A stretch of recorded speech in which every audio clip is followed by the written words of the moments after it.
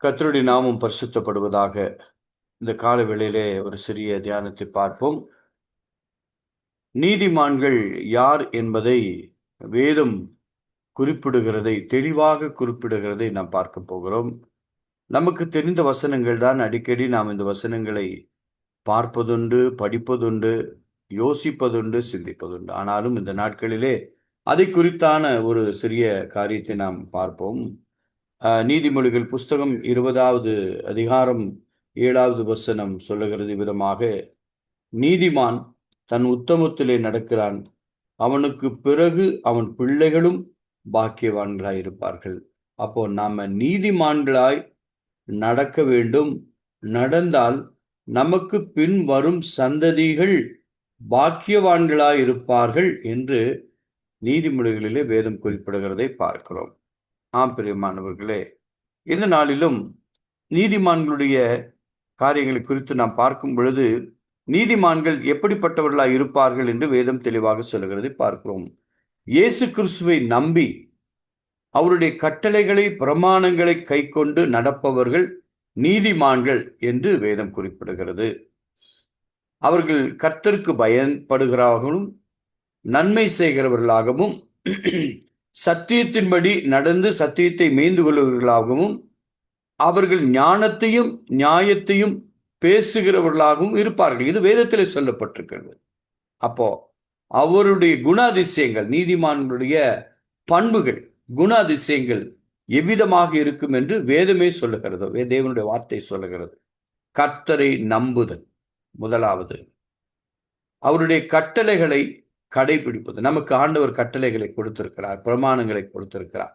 அந்த கட்டளைகளை குறிப்பாக ஒன்று எடுத்துக்கலாம். முழு இறுதியத்தோடு முழு ஆத்மாவோடும் தேவனில் அன்பு கூறுவாயார். இதை நாம் கடைபிடிக்க வேண்டும். இது எல்லாம் பிரமாணங்கள், கட்டளைகள் நமக்கு கொடுக்கப்பட்டிருக்கு.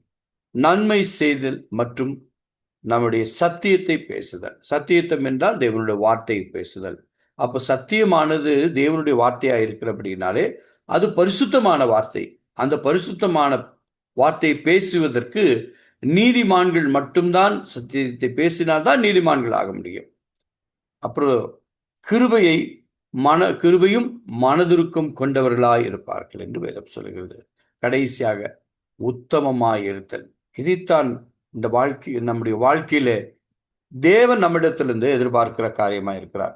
அதனாலே அவர்கள் எப்படிப்பட்டவர்களாய் இருப்பார்கள் என்று வேதம் தெளிவாக சொல்லுகிறது என்றால், அவர்கள் தேவனோடு உறவு கொண்டு அவருடைய வழிகளை பின்பற்றி வாழ்பவர்கள்.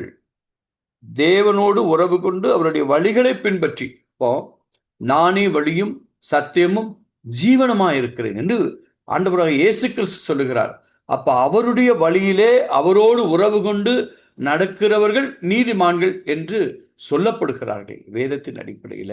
குறிப்பாக சங்கீதங்களிலே அநேக இடங்களிலே நீதிமானை குறித்தும், நீதிமான் எப்படிப்பட்டவர்களாயிருப்பார்கள், துன்மார்க்கர்கள் எப்படிப்பட்டவர்களாயிருப்பார்கள். அப்ப நாம் யார் என்று இந்த காலை வேளையில வாசித்தோம். நீதிமொழிகள் 20:7 நாம் நீதிமான்களாய் இருக்கும் பொழுது நம்முடைய பிள்ளைகள் பாக்கியவான்களாய் இருப்பார்கள், நமக்கு பின்வரும் சந்ததிகள் பாக்கியவான்களாய் இருப்பார்கள் என்று தெளிவாக வேதம் சொல்லுகிறது.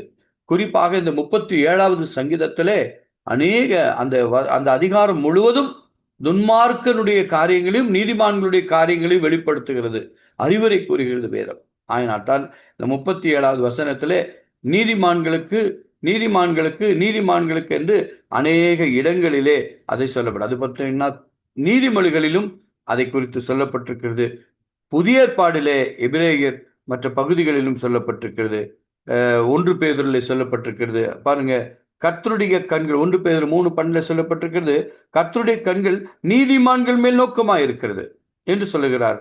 அவருடைய காதுகள் அவருடைய ஜெபத்தை கவனிக்கிறது, தீமை செயல்களுக்கோ கர்த்தருடைய முகம் விரோதமாக இருக்கிறது என்று சொல்லப்பட்டிருக்கு. அப்போ தீமை செய்கிறவர்கள் யார் என்றால் துன்மார்க்கர். அப்போ நீதிமான்கள் யார்? கர்த்தருடைய வார்த்தைக்கு கீழ்ப்படிந்து அவரோடு உறவு கொண்டு அவருடைய வழிகளை பின்பற்றுகிறவர்கள். பாருங்க, யோபுவை குறித்து நாம் பார்க்கும் பொழுது, யோபு தான் நமக்கு பெரிய, எல்லாரும் நமக்கு முன்பாக வாழ்ந்த எல்லோரும் நீதிமான்கள் என்ற ஒரு பெற்றவர்கள். நீதிமான் என்கிற ஒரு சர்டிபிகேட் ஆண்டவர் கொடுத்திருக்கிறார். அதுல யோபுக்கு கொடுத்திருக்கிறார். அவர் நீதிமான்களை விட்டு, யோபு 36 சொல்லப்பட்டது, அவர் நீதிமான்களை விட்டு தம்முடைய கண்களை விளக்குவதில்லை என்று சொல்லுகிறார். அப்ப நீதிமான்களின் மேல் கண்கள் நோக்கமாக இருக்கிறது. அவர்கள் என்றென்றைக்கும் ராஜாக்களோடு சிங்காசனத்திலே அமர்த்தி இருக்கிறார். அவர்கள் எப்பொழுதும் உயர்ந்திருப்பார்கள். அப்ப நீதிமான்களுக்குரிய ஆசீர்வாதங்கள் நம்முடைய வாழ்க்கையில காணப்பட வேண்டும். அப்போ இந்த சொல்லப்பட்ட இந்த குண அதிசயங்கள் நம்முடைய வாழ்க்கையில நமக்கு காணப்படும் பொழுது தேவன் நிச்சயமாய் நம்மை நீதிமான்களாய் மாற்றுவது மட்டுமல்ல, நாம் நீதிமான்களாய் வாழ்வதன் நிமித்தமாக நம்முடைய பிள்ளைகள் நீதிமொழிகளில் 27 சொல்லப்பட்டது போல அவர்கள் பாக்கியவானாயிருப்பார்கள் என்று வேதம் சொல்கிறது. என் அன்புடைய தேவனுடைய பிள்ளையே, நம்மை நீதிமானாக்கும்படி தேவன் உங்களையும் என்னையும் தெரிந்து கொண்டிருக்கிறார். எதற்காக? ஒரு பரிசுத்த ஜாதி, பரிசுத்த சந்ததியை உண்டாக்கத்தக்கதாக கர்த்தர் கொடுத்திருக்கிறார்.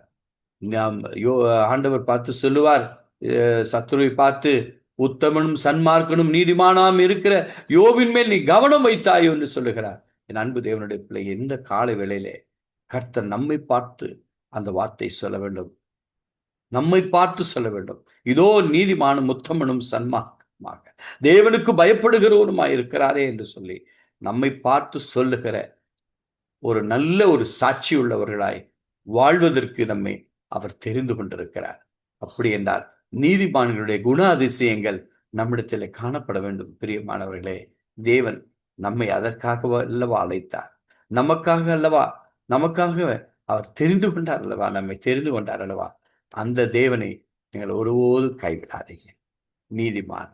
நீதிமான்கள் மேல் கண்கள் நோக்கமா இருக்கிறது என்று வேதம் சொல்லுகிறதை நாம் பார்க்கிறோம். நம்மேல் கண் நோக்கம் வைத்திருக்கிறார், நம்மை பார்த்து கொண்டே இருக்கிறார். ஆகினாலே நாம் நீதிமான்களாகும்படி நம்மை ஒவ்வொரு நாளும் அவருடைய பிரமாணங்களுக்கும் அவருடைய கட்டளைகளுக்கும் அவருடைய வார்த்தைக்கும் எல்லாவற்றுக்கும் கீழ்ப்படிந்து நாம் நீதிமான்களாய் வாழ்வோம். நீதிமொழிகள் 27 நம்முடைய பிள்ளைகள் பாக்கியவான்களாய் இருக்கும்படி நாம் நீதிமானாய்வான். அவர் எவ்வளவு பரிசுத்தவான், எவ்வளவு நீதிமான், உண்மையும் முத்தமுமாய் நடக்கிறாரே என்று சொல்லத்தக்கதாக நாம் தேவனுக்கு முன்பாக சாட்சியாகும், உலகத்திலே இருக்கிற மக்களுக்கு முன்பாக சாட்சியாகவும் வாழ்வோமானால் அந்த நீதிமான்களுடைய கிரியைகள் வெளிப்படுவது, கிறிஸ்து நம்மில் வெளிப்படுவார், கிறிஸ்து நம்மில் மகிமைப்படுவார். மற்றவர்கள் நம்மை பார்க்கும் பொழுது இவன் ஒரு நீதிமான், கர்த்தரை நேசிக்கிறவன் என்று சொல்லத்தக்கதாக நமக்கு காணப்படுகிற அந்த தன்மைகள், அந்த பண்புகள், அந்த குண அதிசயங்கள் நம்மிடத்தில் காணப்பட வேண்டும். அதைத்தான் ஆண்டவராக இயேசு கிறிஸ்து உங்களிடத்திலும் என்னிடத்திலும் அதை எதிர்பார்க்கிறார். நாம் நீதிமானாய் வாழ்வதற்கு நம்மை முழுவதுமாய் ஒப்புக் கொடுப்போமா? கர்த்தர் இந்த நாளை நமக்கு ஆசீர்வாதமாக்கி தருவார். ஆமென்.